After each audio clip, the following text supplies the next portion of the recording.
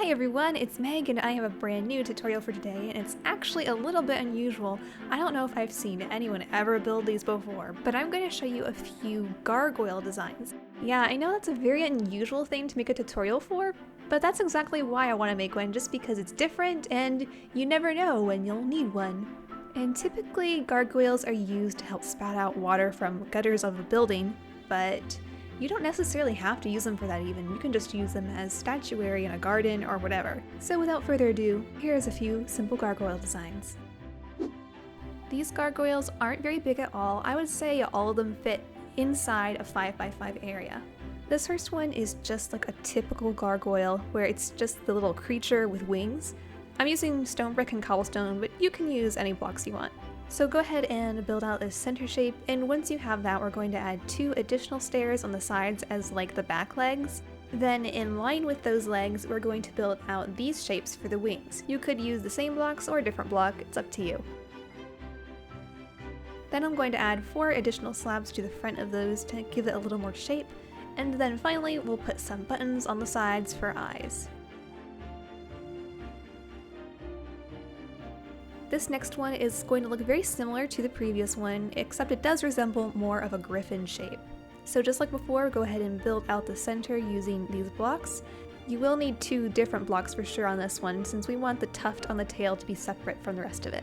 And just like before, add 2 stairs on the sides for legs, and then above that we'll add in the shape for the wings.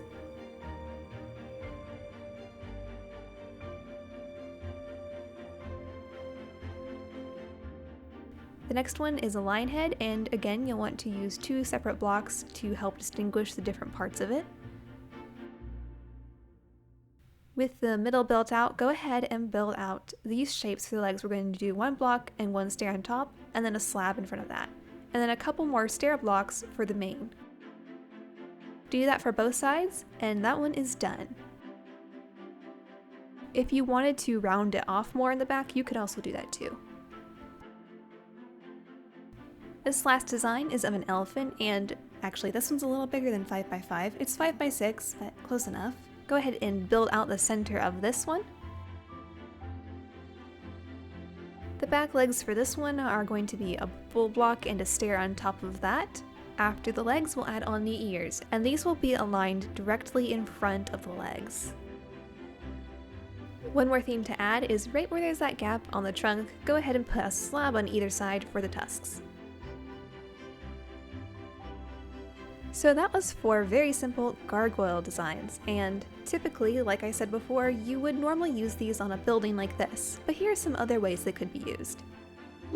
One other way is you could alter them just a little bit and put them on the side of a wall if you wanted to have something to hang off the side. Here I have an example of all of the animals, the elephant, lion, and the griffin, and I made some alterations, especially with the lion, to make it look like the legs were going down instead of going outward. That's the main difference for option number 2. And of course, you could just use these as regular statues and put them on a little pedestal like I did here. I actually think these are really cute, and they would make great additions to gardens or even in hallways of a castle. You name it, I'm sure you could put it there or find some kind of use for these. Thank you guys so much for watching this very quick tutorial on these gargoyles. As always, if you do have anything you would like to see me do a tutorial on, feel free to let me know. I do get a lot of suggestions though, and I do my best to try to get as many of those out to you. Have a great day, and I hope to see you again sometime. Bye!